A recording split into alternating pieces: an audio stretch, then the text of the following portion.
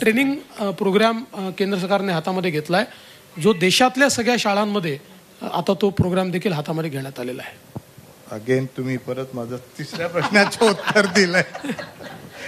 मला फक्त इथे एक ॲडिशनल करायचं होतं की आपण जेव्हा लहान होतो त्यावेळेस पीटीचा त्रास असायचा, तो आता सध्या दिसत नाही कुठल्याही शाळांत. तर पीटीचा तास कंपल्सरी करणं जरुरी आहे का? आणि सेकंडली आता हे समर ट्रेनिंग असतात किंवा मिलिटरी ट्रेनिंग, आपण अमेरिकेमध्ये जिथे बघतो की मिलिटरी ट्रेनिंग हा एक अविभाज्य भाग असतो त्यांच्या लाईफमध्ये, तसं करणं जरुरी आहे. मला असं वाटतं की आता विशेषतः स्टेट गव्हर्नमेंट आणि सेंट्रल गव्हर्नमेंटने दोघांनीही शाळांना पीटीचा तास कंपल्सरी केलेला आहे आणि बिना मैदानाची शाळा सुरू करता येणार नाही असाही नियम केलेला आहे.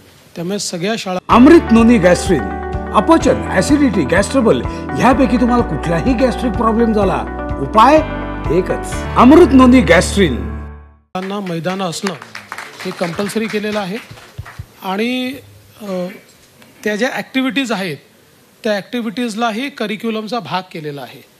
कारण ही गोष्ट खरी आहे की आपण सातत्याने बघतो की शाळेत जर मुलं मैदानावर गेली तर ती जात आहेत, अन्यथा 50% मुलं जात नाही आहेत मैदानावर.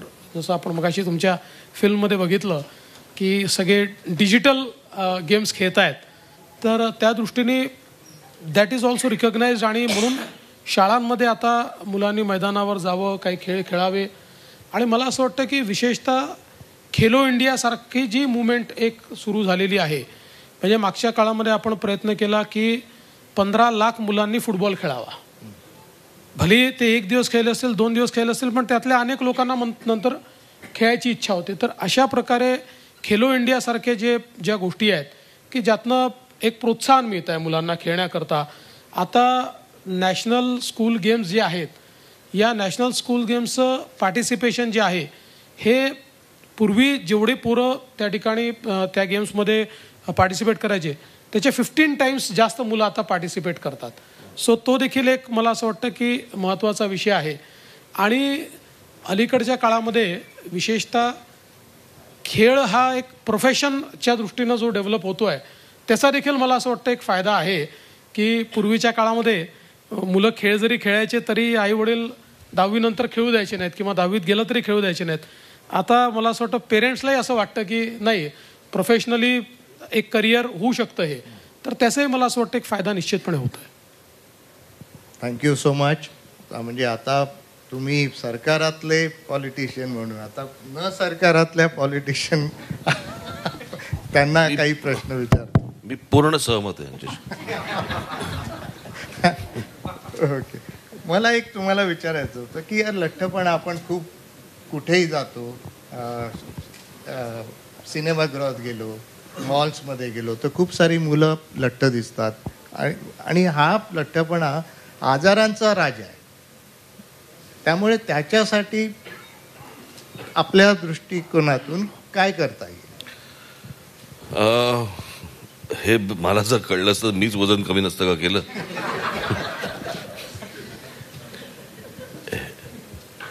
आमच्या सुनेच्या रूपाने डॉक्टर आमच्या आयुष्यात आले आणि तेव्हापासून माझं वजन वाढायला लागलं.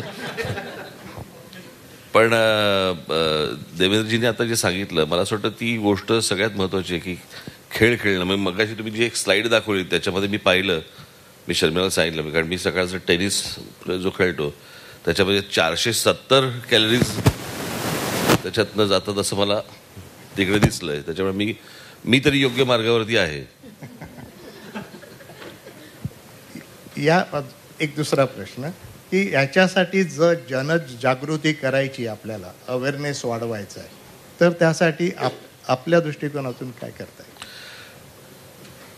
काय आता लहान असताना आम्ही फक्त डोंगरे बालामृत ऐकलं होतं की ज्याने पोरं गुडगुडीत होतात, आणि आता तुम्ही सांगता की पोरं गुडगुडीत असून चालणार नाही, तर आता काय बोरुडे बालामृत. पण डॉक्टर ही गोष्ट खरी आहे की आई वडिलांना मूल चबी असं आहे, गुडगुटीत आहे, तो आजार आहे असं कळायला काही मार्ग नाही आहे. आणि मला असं वाटतं की ती गोष्ट तुम्हीच शोधून काढली पाहिजेत किंवा तुम्हीच सांगितली पाहिजेत लोकांना की हे ओळखायचं कसं. कारण नाहीतर अदरवाईज हे कळणारच नाही कधी कोणाला. या संदर्भात आम्ही एक उपक्रम घेतो आहोत की प्रत्येक शाळांमध्ये तुम्ही म्हटल्याप्रमाणे आम्ही एक मॉनिटर करायचं. म्हणजे तो ओबेसिटी मॉनिटर असेल किंवा लाईफस्टाईलचा मॉनिटर असेल, तर तो मॉनिटरला आम्ही एक देऊ आणि तो कदाचित मॉडरेटली ओबीज असेल मुलगा.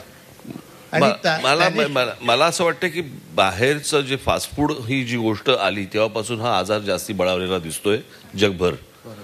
जोपर्यंत घरातलं जेवण जेवत होते सगळे तोपर्यंत ही परिस्थिती कधी नव्हती. आणि फास्ट फूड हे खूप टेस्टी असतं. घरातलं जेवण ऑलवेज लँड असतं. म्हणजे चांगलं ते वाईट आणि वाईट ते चांगलं. पण याच्यात एक फक्त जे इंटरव्हेन्शन आता आपण केलेलं आहे त्यात दोन गोष्टी आहेत की एक तर आता कॅलरी काउंट लिहिणं हे कंपल्सरी आपण करतो आहोत आणि त्याच्या संदर्भातला चॅट्स काही तयार केलेले आहेत आणि रेस्टॉरंट्समध्ये किंवा अशा सगळ्या प्रमुख ठिकाणी हळूहळू त्यांनी कॅलरीज मेन्शन करायचे. म्हणजे एक थोडं मॉरल प्रेशर असतं. म्हणजे खाऊन घेतोच माणूस पण तरी वाटतं की बाबा 450-500 कॅलरीज आपण खाल्ले आहेत. आणि मध्यंतरी एक प्रयत्न आपण केला होता अगदी आता मी एवढं ट्रॅक केलं नाही पण साधारण 2019मध्ये की अगदी चौपाटीवर देखील जे काही आपले हे लागलेले आहेत त्याही ठिकाणी अवेअरनेसच्या दृष्टीनं त्यांनी कॅलरी काउंट लावायची. त्यावेळेस काही आपण लावले होते कॅलरी काउंट की बाबा पाणीपुरी खाल्ली तर किती, पावभाजी खाल्ली तर किती, असे काही लावले होते. पण मला असं वाटतं की त्यातनं एक थोडासा अवेअरनेस आपल्याला आणता येईल. आणि FSSAIने आता चांगला एक महत्त्वाचा ईट हेल्दी अशा प्रकारचं एक हे सुरू केलं आहे की ज्याच्यामध्ये त्यांनी विशेषतः जे पॅक्ड फूड्स आहेत त्यांना आता सगळ्या गोष्टी मेन्शन कराव्या लागतात. महत्त्वाचं त्यांचं न्यूट्रिशन व्हॅल्यू काय आहे, त्यातनं सॅच्युरेटेड फॅट्स किती आहेत वगैरे हे करावं लागतं. आणि याच्या व्यतिरिक्त काही जर स्पेशल गोष्टी त्यांनी मेन्शन म्हणजे वापरल्या असतील तर त्या त्यांना स्पेसिफिक मेन्शन कराव्या लागतील असा एक त्यात त्यांनी प्रयत्न केलेला आहे. आणि दुसरं महत्त्वाचं की आता एक प्राईम मिनिस्टर साहेबांनी एक मोहीम हातामध्ये घेतली आहे की फास्ट फूडकडनं सुपर फूडकडे आपण कसं जाता येईल. आणि याच्यामध्ये विशेषतः आता हे मिलेट इयर होतं मागचं आणि मिलेट्सवर आपण खूप भर दिलेला आहे. तर आता मिलेट्समधनं आपल्याला सुपर फूड कसं तयार करता येईल, म्हणजे लहान मुलांना आवडेल, कारण फास्ट फूड लहान मुलांना आवडतं म्हणून ते खातात. तर तशा प्रकारचं सुपर फूड कसं आपल्याला तयार करता येईल. अल्टरनेट्स, कारण जोपर्यंत आपण अल्टरनेट्स देणार नाही तोपर्यंत लहान मुलांकडनं एक्सपेक्ट करणं की ते फार तुमचं ऐकतील तेही शक्य नाही आहे. सो अल्टरनेट फूड आपल्याला सुपर फूड कसं तयार करता येईल तर त्याची आता बऱ्यापैकी सुरुवात झाली आहे आणि हळूहळू त्याचंही लोकांपर्यंत ते पर्क्युलेट करण्याचा प्रयत्न चाललेला आहे. व्हेरी दुसरा एक विषय मला वाटतं की मी काही जपानमधल्या काही शाळा पाहिल्या होत्या. पाहिल्या म्हणजे मी त्याचे व्हिडिओज पाहिले होते. तिथे तुम्हाला डबाच आणू देत नाहीत आणि त्या शाळेमध्येच जेवण बनवलं जातं. त्या शाळेमध्ये ती मुलं सर्व करतात आणि त्यांनाच ती दिलेली असते. कोणी एका टीमने साफसफाई करायची, एका टीमने वाढायचं आणि मग सगळ्यांनी मिळून जेवायचं.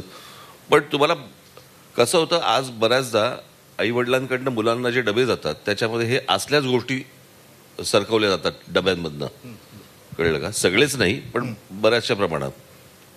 मला असं वाटतं त्याची पण एक सवय मुलांना लागते त्या सगळ्या गोष्टीतनं. आणि मग कॅन्टीनमध्ये खा, पैसे घेऊन जा, यातनं जी शाळेमधनं जी सवय लागते त्याच्याऐवजी जर समजा शाळेने जर समजा या गोष्टींची जबाबदारी स्वीकारली तर विषयच येणार नाही.